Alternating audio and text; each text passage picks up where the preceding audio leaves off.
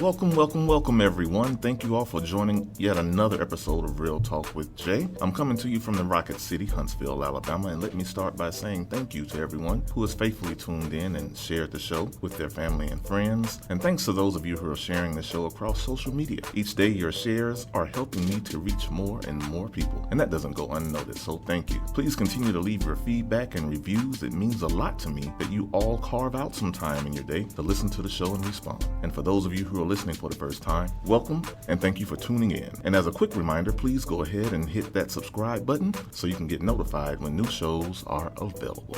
Today's guest is one of our local figures who works to make a positive impact on everyone in the community. Joining me today is Toya Poplar. She is blazing trails as an advocate to empower women and creatives. In addition to being a creative herself, she is a businesswoman, author, speaker, wife, and mother. With her book, Stop Right There, and that's right as in W-R-I-T-E, Toya encourages creative pursuits through writing. Now, in each of the few interactions I've had with Toya, my one takeaway has been that she is always full of glee and energy. She brightens up the room. Hopefully today we'll get a chance to understand the building blocks behind her persona. I've been looking forward to getting a chance to sit down and talk with Toya for quite some time now, and here we are. So let's get started and have a real talk. Welcome to the show, Toya. Thank you, Jay. Thank you for having me. I know you're involved in quite a few initiatives throughout the community. Let's start off by having you share about Dream Plan Create. That is a group that you have founded, correct? Yes, sir. Dream Plan Create is my happy place. It is a private support group for creative entrepreneurs. I like to think of Dream Plan Create as a safe place in which I encourage people to stop waiting, start creating so that they can finish well. I offer creative support calls to creative entrepreneurs who find themselves stuck in a creative rut, and I also host silent writing retreats. Your listeners can actually reach it by going to my author page on Facebook or simply searching for Dream Space Plan Space Create. And I'll make sure in the show notes to include that contact info, so that way if they're looking at their apps, they'll be able to get to that pretty easily. Now, I know my wife, I think she had a chance to participate in one of those retreats. I remember her going away for a weekend. Yes, Miss D joined us, and she was amazing. And when she got back, she had plenty of ideas and went right to work on those. Whatever it is you guys do when y'all get in that space, it does work, and you definitely are creating an opportunity for people to get those creative juices flowing. Now, what motivated you to create Dream Plan Create? I actually was doing some work with my online business choreographer, Kenya Halliburton, and she did some core values work with me where she had me establish my core value house. And after going through lots of questions and just probing, that is what we came up with to be an effective brand for me, because those were kind of my objectives in terms of what I offer when I work with people. I guess that's kind of like the entrepreneurial side of you, where you're really turning your passion into your dream and making it be what you are. And so I understand you're also part of another group called Save Our Sons. Yes, sir. Can you share with the audience how you got involved with that group and how the organization serves the community? Absolutely. Save Our Sons is a racial reconciliation group. It's created by myself and a local chef, April Bodie.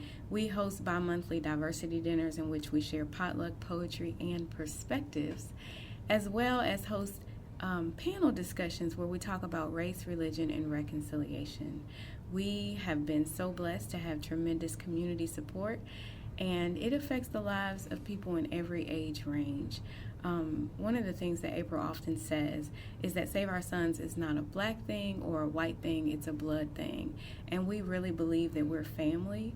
We are so grateful to get to break bread with so many people, but in our process of breaking bread, we also get to shatter paradigms. So we're not afraid of dialoguing about the difficult topics Our only fear is of what happens if we don't talk about those things that divide us as a community. So we're thankful to be able to have that safe place in which people can just get to know each other and have an invitation to do life together. And I believe it's Langston Hughes who has a famous quote, and I don't remember the quote right offhand, but he talks about the importance of being able to acknowledge and discuss differences in order to overcome them. Mm-hmm. And so I think that's very powerful. Ms. D and I, we had a chance to attend one of those dinners, and that evening the documentary for Buffalo Soldiers was aired. Along with that, they talked about continuing the fundraising for the library on the north side of town. Mm-hmm. So there were two big things that happened that night, and definitely had a good time. Let's change gears a bit, and let's talk about you for a second. Okay. You're a Michigan girl. Yes. How did you find your way down here to Sweet Home, Alabama? How did I find my way to Sweet Home, Alabama? Well, first and foremost, my grandfather is originally from Alabama. My dad was born in Cecil, Alabama, and Alabama is a person that I never a place in which I never imagined living in when I was a kid. However, my husband went to Tennessee State University. After he graduated, he landed a job here in Huntsville. We actually prayed for Huntsville because we thought it would be the perfect place for his degree. And lo and behold, I love Sweet Home, Alabama. It's been a great place for us to raise our 6 children. Okay. And you and your husband have quite an interesting love story. Yes. So do you mind sharing that with the audience? I would love to share a little snippet of our love story. We met, I was 16 years old, and we are high school sweethearts, stayed together through college, and man, we've been together now for almost 19 years. And I'm just thankful that I get to do life with my best friend. To mention her best friend, he's actually here with us today as we're doing this interview. And so that just shows you the level of commitment and the level of togetherness that they have. So 6 children. How do you balance 6 children as a mother? Being a wife and a businesswoman. That's a lot. I mean, I think about Serena Williams. She's just, getting back from having a baby, made it to the finals for Wimbledon, had to overcome quite a bit, making her start at the bottom, for goodness sakes. As a woman, how do you balance those things, and how do you overcome the hurdles that society can present for women who are mothers? That's a good question, Jay. Once upon a time, I quit life to care for my children, and it almost killed me. I was so stressed out because I felt like I was suppressing so many of the abilities that make me come alive.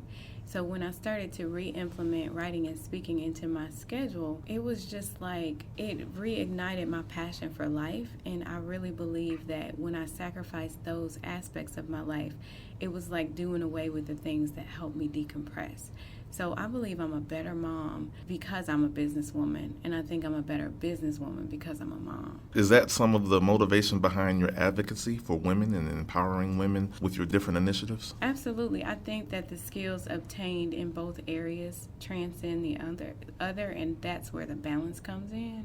So in terms of advocating for women, I believe that I'm an advocate for women, but not in the public sense of what we imagine when we hear the word advocacy.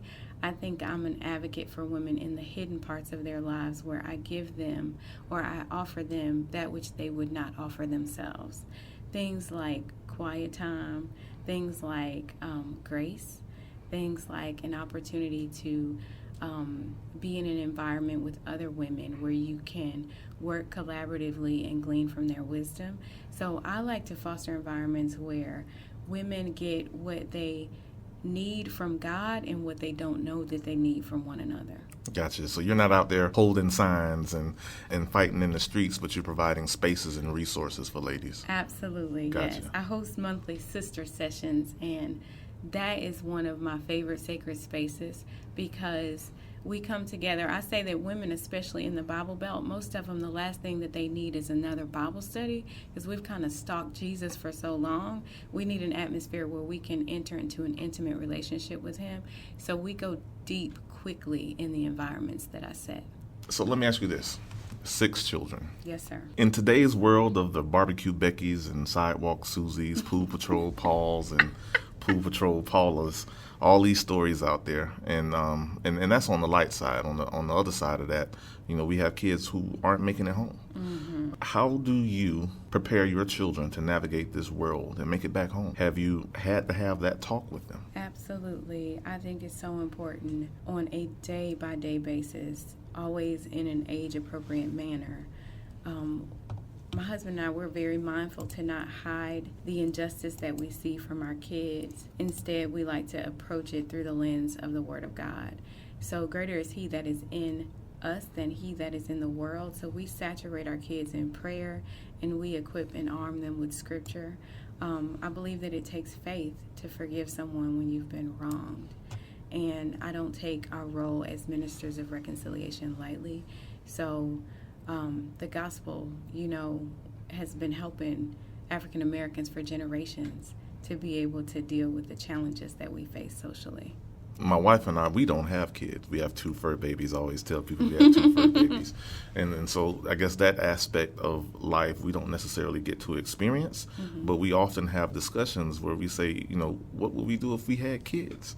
And it makes it's from our perspective, it's almost scary. Yeah. And I know it really shouldn't be, because having children is a beautiful thing. But it's just one of those things, bringing a black child in today's world is difficult beyond belief.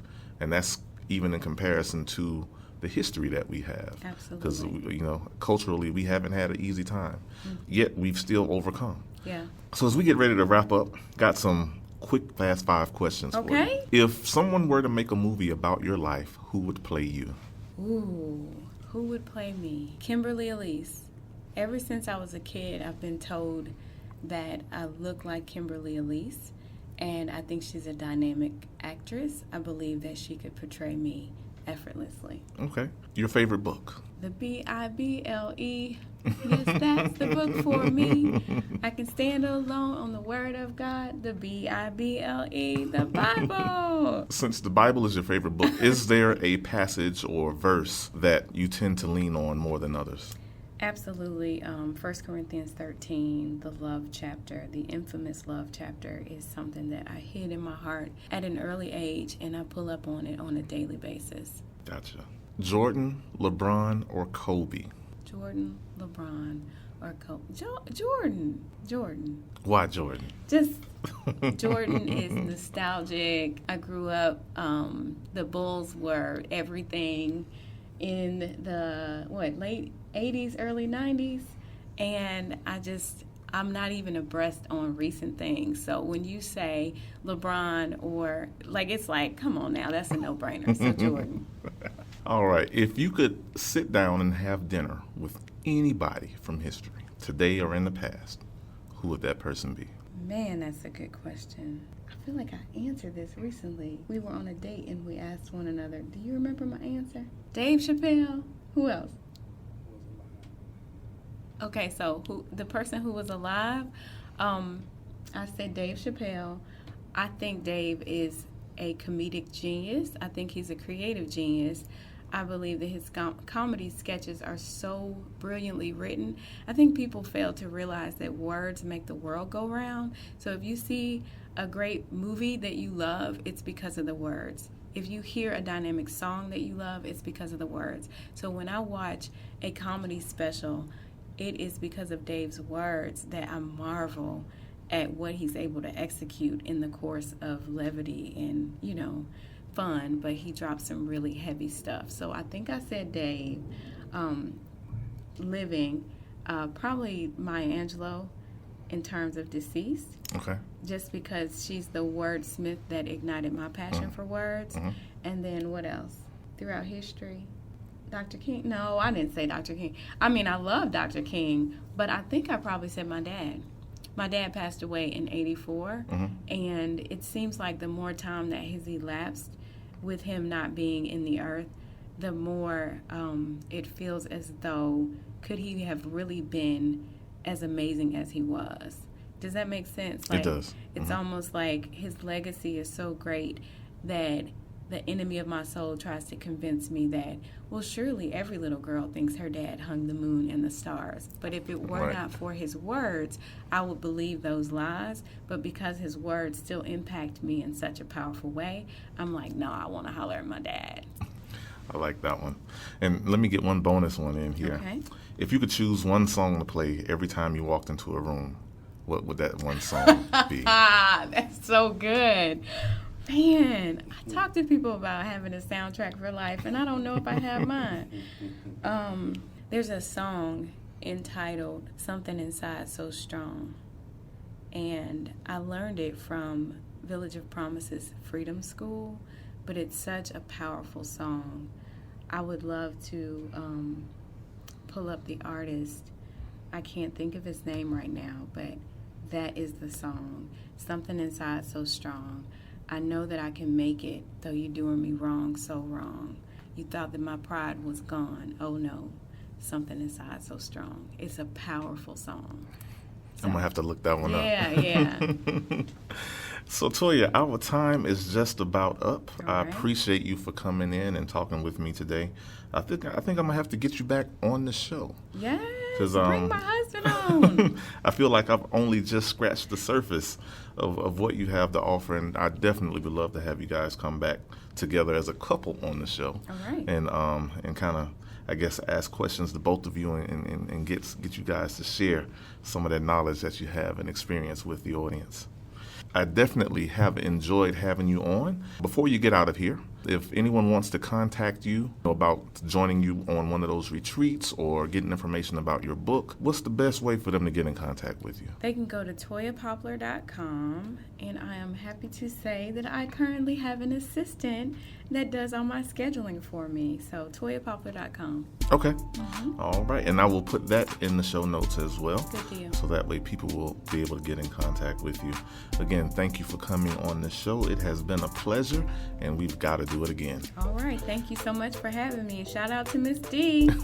And this is Real Talk with Jay, folks. We'll be right back. Up next, we have Know Your Voting Rights with Miss D, and we'll be back in a moment.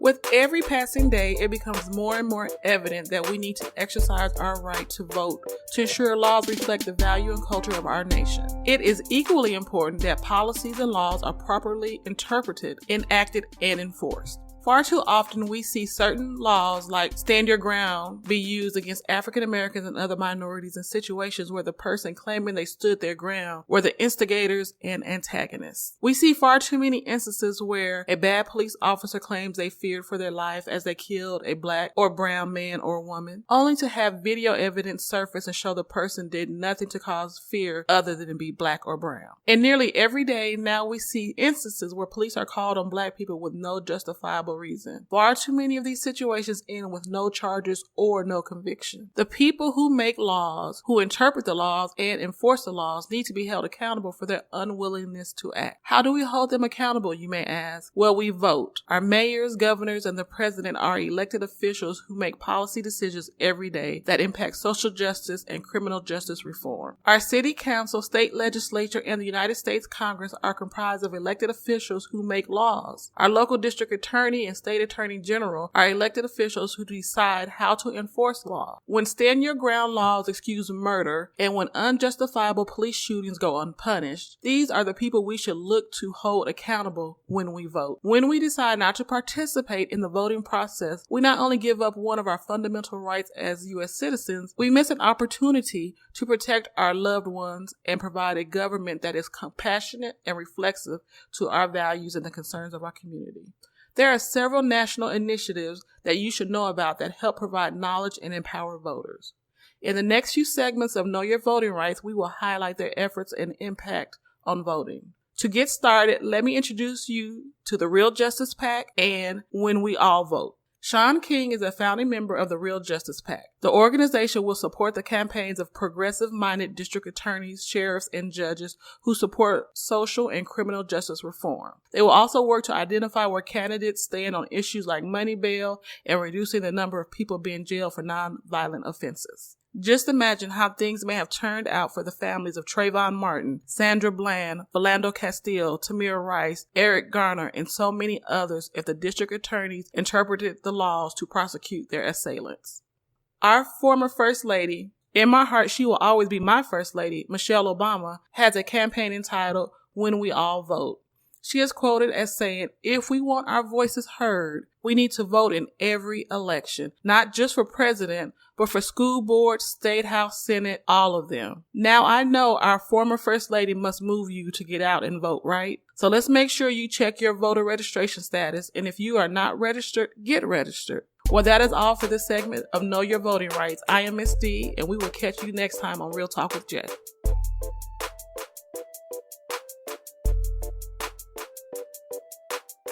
You're listening to Real Talk with Jay, available on major podcast platforms including iTunes, Google Play, Stitcher, SoundCloud, and TuneIn.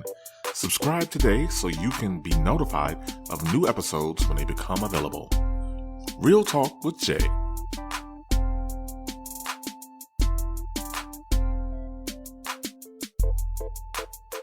And that does it for another episode of Real Talk with Jay. Thank you all for joining us, and be sure to tune in next time. Real Talk with Jay.